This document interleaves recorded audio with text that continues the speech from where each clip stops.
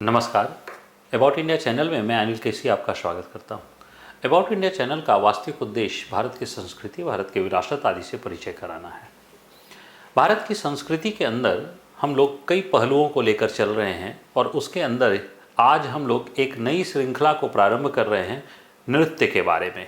भारत नृत्य में एक निपुण देश के रूप में जो है वह प्रचलित रहा है, जहाँ कई शास्त्रीय नृत्य, कई जो है वह क्षेत्रीय नृत्य, कई जो है वह जनजातीय नृत्य, कई ग्रामीण नृत्य जो है वह पाए जाते हैं और वह हजारों हजारों साल से मौजूद हैं। तो निश्चित है कि ऐसी स्थिति में एक मस्तिष्क में एक विचार जन्म लेता है कि आखिर भारत में नृत्य कला जो है वह जन्म कैसे ली और किस प्रकार इसका विकास हुआ। हम लोग इसी के संदर्भ में एक पहली कड़ी जो है वह लेकर आए हैं कि आखिर भारत में नृत्य जो है वह कैसे विकसित हुआ। तो आइए हम लोग पहले जानने का प्रयास करें कि नृत्य होता क्या है। तो नृत्य जो भारत में नृत्य है, जैसे जो है वह एक पाश्चात्य नृत्य होते हैं, तो पाश्चात्य नृत्य जो है वह एक लय ताल के साथ शरीर का जो है वह एक प्रकार से मुद्राओं का परिवर्तन है, यानी शरीर की विभिन्न विभिन्न मुद्राएं जो है वह अगर हैं और लय इसके साथ, तो ये पाश्चात्य नृत्य है। लेकिन भारतीय नृत्य इससे जो है वह पृथक है। क्यों? क्योंकि भारतीय नृत्य में केवल शरीर की जो मुद्राएं हैं वही नहीं बदलती हैं, बल्कि भारतीय नृत्य के अंदर इसमें संवाद भी होते हैं। लेकिन यह संवाद जो है वह किस प्रकार से? वाक से नहीं, बल्कि शारीरिक अंगों के माध्यम से संवाद होते हैं। यानी हमें क्रोध में दिखाना है तो हम इसमें नृत्य के अंदर जो है वह भाव जो हमारा शरीर का और जो है वह चेहरे का होगा वो क्रोधनुमा होगा। हम अगर श्रृंगार के भाव दिखाना है तो चेहरे का भाव श्रृंगार के रूप में जो है वह होगा, प्रेम के रूप में जो है वह होगा। हम अगर भक्ति में जो है वह नृत्य कर रहे हैं तो चेहरे पर भक्ति का भाव होगा। हम अगर जो है वह नृत्य के अंदर जो है वह हमारी जो अलग अलग मुद्राएं हैं वो मुद्राएं जो है वह अलग अलग भाव को लेकर जो है वह प्रकट जो है वह हो रही है। इसका मतलब है कि जब जो है वह क्रोध की जरूरत है तो नृत्य में क्रोध का रूप, जब नृत्य में प्रेम की जरूरत है तो प्रेम का रूप, जब नृत्य में हास्य की जरूरत है तो हास्य का रूप। इस प्रकार से नृत्य की जो विधा है वह विधा भारत में अलग अलग बदल जाती है और इसीलिए कहा जाता है कि भारत में जो नृत्य है वह एक नाटिका है। नृत्य जो है वह क्या है? एक नाटिका है। लेकिन कैसी? बगैर संवादों के, बगैर संवादों के जो है वह की गई एक नाटिका है। और इसमें संवाद जो है वह वाक से नहीं होते हैं, बल्कि शारीरिक भाव से होता है, भाव भंगिमाओं से होता है। यानी चेहरे से, आंखों से, अपनी ज्ञानेंद्रियां जो हमारी हैं उसके माध्यम से हम नृत्य कर रहे होते हैं और शरीर का इस्तेमाल तो करते ही हैं। लेकिन पाश्चात्य नृत्य में क्या है कि हम जो है वह उसमें कहीं भी जो है पाश्चात्य नृत्य में संवाद जो है वह यानी चेहरे का भाव का जो है वह वो प्रधानता नहीं होती है, बल्कि शारीरिक जो है वह लय की प्रधानता जो है वह वहाँ होती है। आइए हम लोग जो है वह जानने का प्रयास करें। तो नृत्य जो है वह क्या है? अभिनय की एक विधा है जिसमें संवाद नहीं होता है। अभिनय तो निश्चित है ना, संवाद हो रहा है तो अभिनय नाटिका, यानी नृत्य क्या है? एक नाटिका है। यह अभिनय शारीरिक भाव तथा चेहरे के अंगों के प्रयोग से जो है वह किया जाता है और हिंदू परंपरा के अनुसार भगवान शिव को नृत्य का जनक माना जाता है। यानी नृत्य किसने जन्म दिया? तो भगवान शिव ने दिया। और भगवान शिव की आदि योग की मुद्रा जो है वह पहली मुद्रा जो है वह मानी जाती है कि नृत्य की जो है वह मुद्रा है। आप जैसे योग जो है वह कर रहे हैं तो योग की जो है वह अलग अलग मुद्राएं हैं, लेकिन योग की मुद्रा को अगर कोई योग कर रहा है उसकी मुद्रा को आप जो है वह वीडियो जो है वह बनाइए और वीडियो बनाकर उसको फास्ट फॉरवर्ड कर दीजिए। फास्ट फॉरवर्ड कर दीजिए तो वह जो है वह क्या होगा? नृत्य करता हुआ प्रतीत जो है वह होगा। योग की मुद्रा जो है वह क्या होगी? नृत्य जो है वह करता हुआ प्रतीत होगा।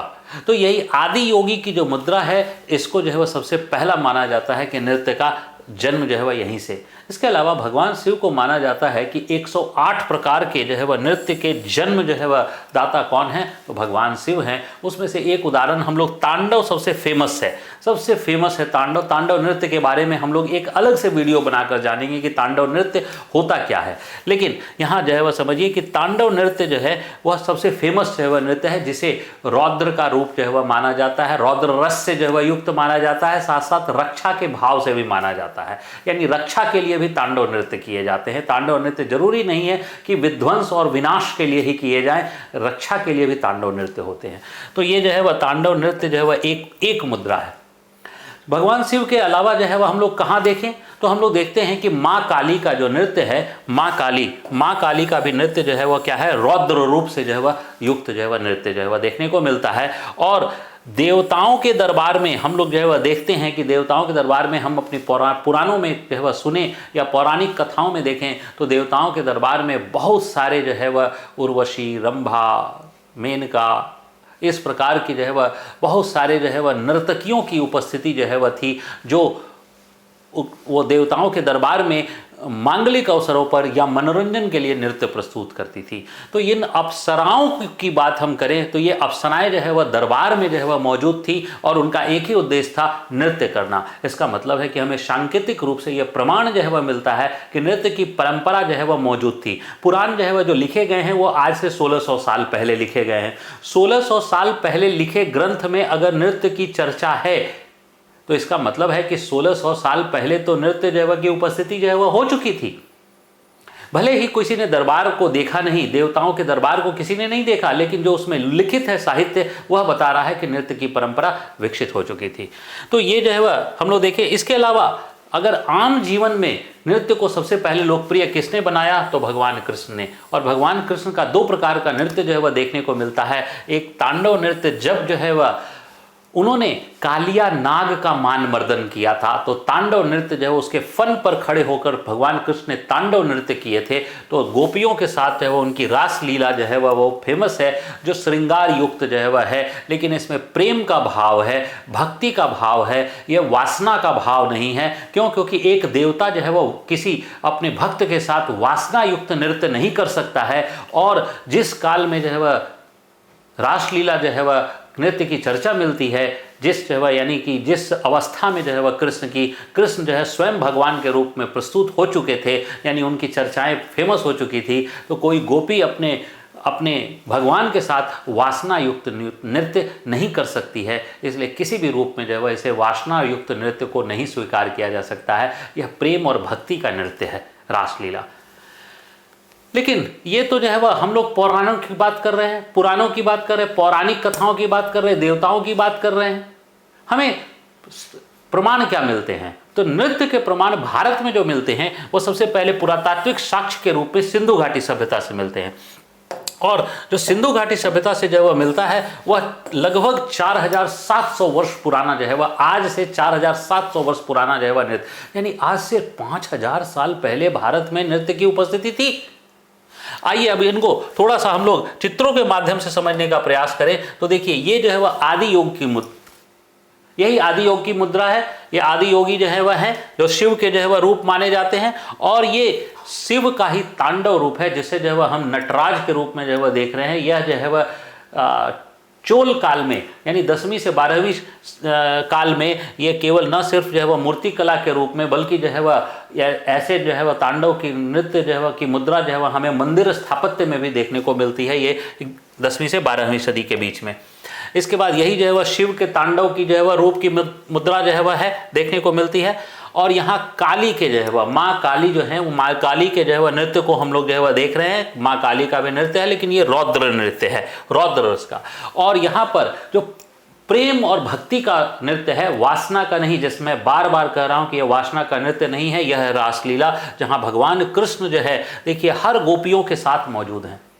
तो भगवान है तो भगवान के कई रूप हो सकते हैं, तो सारे रूप जो है वह हर गोपियों के साथ ही भगवान नृत्य कर रहे हैं। और यहाँ पर भगवान जो है वह अपने भक्त को जो है वह प्रेम से जो है वह नृत्य जो है वह करवा रहे हैं, और जो है वह गोपी जो है वो भक्ति भाव से जो है वह नृत्य कर रहे हैं। तो इस प्रकार से ये रासलीला भी हम लोग देख रहे हैं।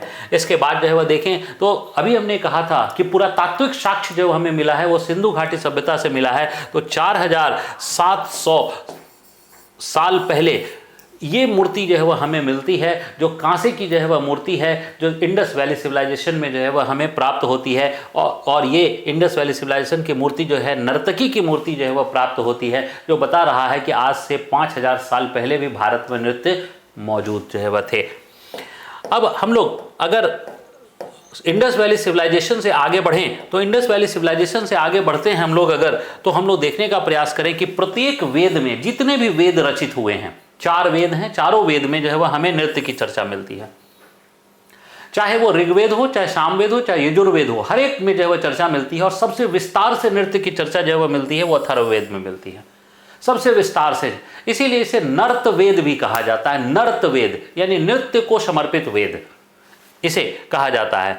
इसके बाद 6th सेंचुरी बीसी में जो है हमें एक आम्रपाली जो है वह नर्तकी की जो है वह चलता मिलती है, जो भगवान बुद्ध के साथ जो है वह उनके संघ में जो है वह प्रवेश जो है वह करती हैं आम्रपाली, और भगवान बुद्ध की शिष्या के रूप में आम्रपाली जो है वह की चर्चा मिलती है। तो ये मिलती है कि चर्चा की आम्रपाली 64 प्रकार के नृत्य में निपुण थी। हमें जो है वह इस बात से जो है वह नहीं, आम्रपाली की कहानी से जो है वह मतलब नहीं है। यानी 6th सेंचुरी बीसी में एक नर्तकी के पास जो है वह 64 प्रकार के नृत्य के गुण थे, जो बता रहा है कि नृत्य का विकास बहुत अधिक था। क्योंकि अगर जब नृत्य प्रारंभिक अवस्था में होता है तो 2, 4, 5 प्रकार के नृत्य हो सकते हैं, 10 प्रकार के नृत्य हो सकते हैं, लेकिन अगर एक नर्तकी के पास 64 प्रकार के नृत्य हैं तो इसका मतलब है नृत्य कला काफ़ी विकसित जो है वह थी। तो यहाँ नृत्य कला के विकसित होने के प्रमाण जो है वह हमें मिलते हैं। संपूर्ण ऐतिहासिक कालों को जो है वह देखें तो दरबार में जो है वह मनोरंजन का जो है वह साधन था नृत्य, संपूर्ण ऐतिहासिक कालों में। इसमें हम मौर्य की बात करें, चाहे गुप्त की बात करें, चाहे हम मध्यकाल में मुगल की बात करें, हर समय दरबार में नृत्य जो है वह मौजूद रहा है। लेकिन हम नृत्य को में योगदान में, भारत में नृत्य का जो विकास हुआ है, उस नृत्य के विकास में 2 शासकों की चर्चा जो है वह करना बेहद जरूरी है। एक है मोहम्मद शाह रंगीला, जो उत्तर मुगल के जो है वह शासक जो है वह माने जाते हैं, और एक जो है वो वाजिद अली शाह जो अवध के शासक हैं। इन दोनों ने दरअसल कथक नृत्य के विकास में काफ़ी योगदान दिया। अब क्यों ऐसा? तो दरअसल इन शासकों के पास करने के लिए कुछ था नहीं। इनके राजपाट जो है वह काफ़ी सीमित हो चुके थे, इनके अधिकार सीमित हो चुके थे, इनकी सत्ता सीमित हो चुकी थी, तो इनके पास जो है करने के लिए कुछ था नहीं। तो ये मनोरंजन के लिए जो है वह अपने यहाँ जो है वह मनोरंजन के उद्देश्य से जो है वह नर्तकियों को उन्होंने जगह दी थी। और मोहम्मद शाह रंगीला के बारे में कहा जाता है कि साम्राज्य में हर जगह ऐलान कर दिया गया था कि जितनी भी नर्तकियां हैं वो नर्तकियां जो है वह दरबार में आ जाएं। तो बहुत इनका जो दरबार है वो नर्तकियों से भरा हुआ था। इसलिए जो है वह अगर एक क्षेत्र में वह चाहे मनोरंजन के उद्देश्य से ही किया गया हो, लेकिन एक क्षेत्र में जब बहुत सारे कलाकार जो है वह एक जगह इकट्ठे हो जाते हैं तो कला का आदान प्रदान होता है, और इस कला के आदान प्रदान से जो है वह नृत्य का विकास होता है। और यह नृत्य का विकास जो है वह देखा गया मोहम्मद शाह रंगीला के काल में, फिर वाजिद अली शाह के काल में। इसके बाद जो है वह देशी रियासतों में भी नृत्य की परंपरा जो है वह चली, लेकिन देशी रियासत के काल में जो नृत्य की परंपरा जो चलती है वो कहाँ? दरबार में। और दरबार में किस रूप में? तो एक मनोरंजन के उद्देश्य। इसके अलावा वहाँ विभिन्न मांगलिक जो अवसर होते थे, उन मांगलिक अवसरों पर भी, जैसे किसी बच्चे का जन्म हुआ या फिर जो है वह शासक का जन्म दिवस है, तो ऐसे में जो है वह वहाँ नृत्य जो है वह होता था। और जो है वह घर के अंदर जो नृत्य होते थे उन नृत्यों में जो है वह वहाँ घर की महिलाएं भी नृत्य में जो है वह भाग लेती थी। इसके अलावा हम उत्सव में, विभिन्न उत्सव जो है वह मनाए जाते थे, अलग अलग पर्व त्यौहार, उन पर्व त्यौहारों के उत्सव में भी घर की महिलाएं भी नृत्य में जो है वह भाग लेती थी। इससे जो है वह ये बताया जा रहा है कि हाँ, नृत्य का विकास था, लेकिन वह सीमित जो है वह सदस्यों के बीच में जो है वह यहाँ हम देखते हैं। परंतु एक और जो है वह एक और स्ट्रीम चल रहा था नृत्य का। ये तो जो है वह दरबार और इन सब के बारे में हम लोग बात कर रहे हैं, लेकिन एक और स्ट्रीम जो है वह चल रहा था नृत्य का, वो था हमारे ग्रामीण जीवन में। हमारे ग्रामीण जीवन में, हमारे जनजातीय क्षेत्रों में नृत्य की परंपरा। तो ग्रामीण जीवन और जो है वह जनजातीय क्षेत्रों में जो नृत्य की परंपरा है वह एकल नृत्य नहीं बल्कि सामूहिक नृत्य की परंपरा थी।